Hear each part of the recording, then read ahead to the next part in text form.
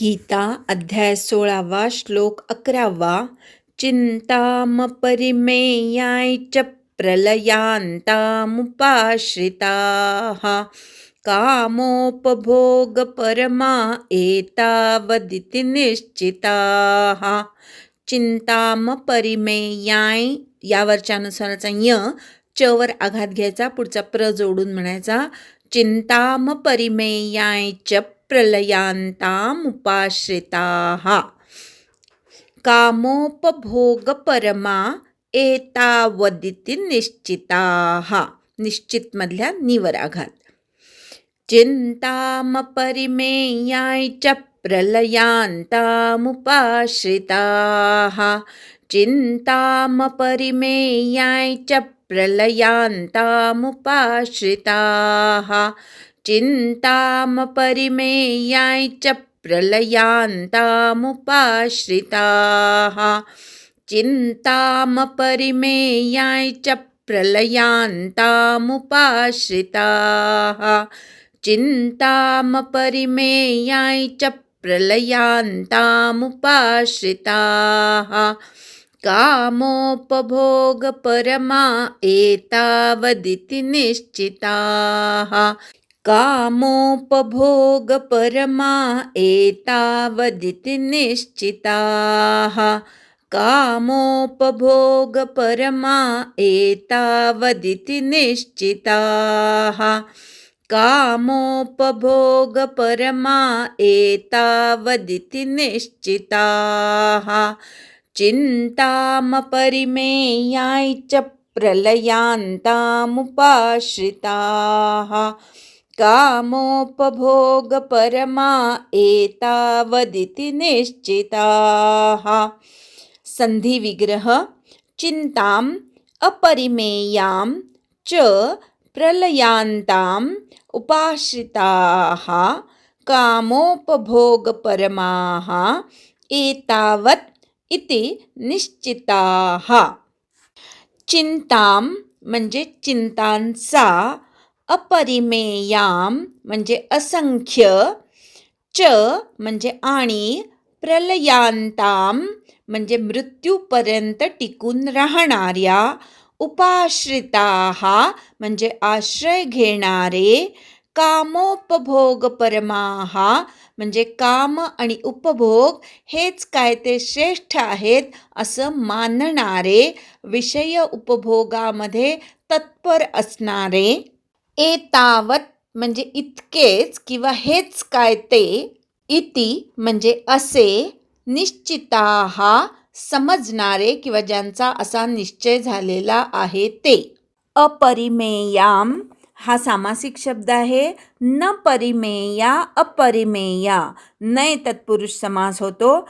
प्रलयांताम म्हणजे प्रलये अंतः यस्याः ताम बहुब्रूही समास होतो.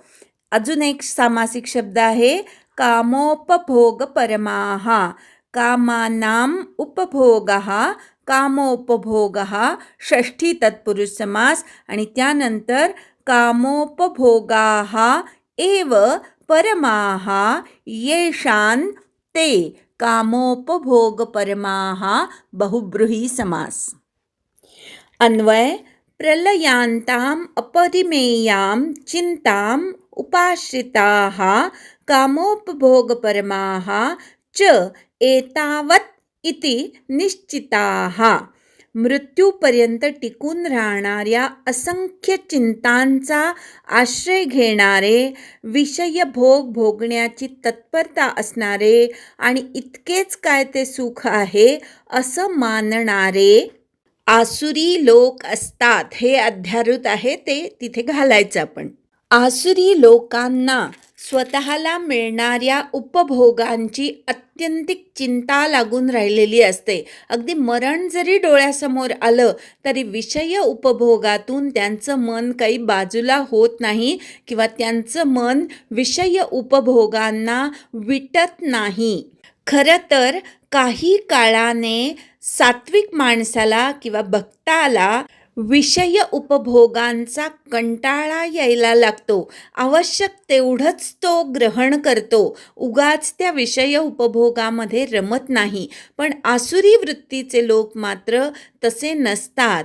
ते भजन, कीर्तन, नामस्मरण याच्यात कधीच रमत नाहीत. त्यांना चिंता कसली असते की आज खायला मिळालं, उद्या असंच चांगलं चुंगलं मिळेल का? आज छान छान ड्रेस घातलेत, छान छान कपडे घालायला मिळालेत, उद्या पण मिळतील का? आज लोकांनी मला खूप मान सन्मान दिलेला आहे, उद्या पण तो मिळेल ना मला? ह्याच चिंतांनी त्यांना ग्रस्त करून टाकलेलं असतं. त्यांचे सगळे विचार केवळ विषय उपभोगांभोवतीच फिरत असतात. अगदी मृत्यूसमोर आलेला असताना सुद्धा आज मला कालच्यापेक्षा काहीतरी चांगलं वेगळं हवं, अशीच त्यांची वृत्ती असते. मृत्यूसमोर येऊन टेकला तरीसुद्धा अपरिमित चिंतांचा आश्रय ते सोडत नाहीत. ह्या आसुरी वृत्तींच्या लोकांचं एक चित्र माझ्या नेहमी डोळ्यासमोर येतं. ते असं आहे की एक माणूस झाडावरून लटकतोय. वरतून त्याला चावायला सर्प बसलेला आहे, खालून त्याला धरायला वाघ बसलेला आहे. शिवाय तिथे खाली एक मोठी नदीच्या किनारी असलेल्या झाडाला तो माणूस लटकतोय. नदीमध्ये एक मगरसुद्धा त्याला गिळायला थांबलेली आहे. एवढं सगळं असूनसुद्धा, म्हणजे चारही दिशांनी त्या माणसाचा मृत्यू जवळ आलेला असतानासुद्धा त्या माणसाला चिंता कसली असते? तो स्वतःला कशा प्रकारे ॲडजस्ट करत असतो? तर त्या झाडावर वरती एक पोवळं असतं मधमाशीचं, आणि त्याच्यातनं मध गळत असतो. तो मध स्वतःच्या तोंडात कसा येईल ह्याचाच तो विचार करत असतो, आणि तो मध मला मिळालाच पाहिजे अशी त्या माणसाची तीव्र इच्छा असते. ते कसं मिळेल ह्याच चिंतेमध्ये तो असतो. हे जे चित्र आहे ते आसुरी वृत्तीच्या लोकांचं चित्र आहे असं म्हणायला हरकत नाही. सर्व बाजूंनी मृत्यू टपलेला आहे घालायला, तरी त्याला काय आठवतंय? तर मधाचं थेंब मला मिळाला पाहिजे, ही त्याला चिंता ग्रासून राहिलेली आहे. हीच आसुरी वृत्ती आहे. अगदी खावत नाही आहे, पिवत नाही आहे, तरीसुद्धा प्रत्येकाकडनं अशी अपेक्षा असते की माझ्यासाठी काय आणलं आहे. खरं तर जसजसं आपण बुद्धीने प्रगल्भ होत जातो, वय वाढत जातं, तसतसं अनुभवातून किंवा विषयांची नश्वरता लक्षात येऊन आजपर्यंत जे आपण उपभोग घेतले त्याच्यामुळे पूर्णपणे समाधानी वृत्ती वय वाढल्यावर यायला हवी, पण ती सगळ्यांमध्ये आलेली दिसत नाही. उलट जसजसं वय वाढत जातं तसतसं ते जास्त चिंताग्रस्त झालेले दिसतात. कुणाकुणाला वाटतं की माझा सांभाळ माझी मुलं करतील का नाही, माझ्याकडे ते व्यवस्थित लक्ष देतील का नाही, माझं धन तर ते पळवून नेणार नाहीत ना, मला वाऱ्यावर तर टाकून देणार नाहीत ना. अशा अनेक चिंता आसुरी वृत्तीच्या लोकांना असतात. त्याविरुद्ध भक्त जो असतो तो पूर्णपणे भगवंतावर स्वतःचा भार ठेवतो, किंवा त्याला भगवंताची पूर्णपणे खात्री असते. माझा भगवंत मला कधीही एकटा पडू देणार नाही. माझ्या शेवटच्या श्वासापर्यंत माझी चिंता माझ्या भगवंताला आहे याची त्याला पूर्ण खात्री असते. कारण गीतेत भगवंतानी भक्ताला आश्वासन दिलेलं आहे की न मे भक्त प्रणश्यती, माझा भक्त कधीही अधोगतीला जात नाही. म्हणून भक्त जो असतो तो भगवंताचा आश्रय घेतो आणि स्वतःच्या प्रारब्धात जे काही आहे ते शांतपणे भोगतो, कुठल्याही प्रकारची चिंता करत नाही.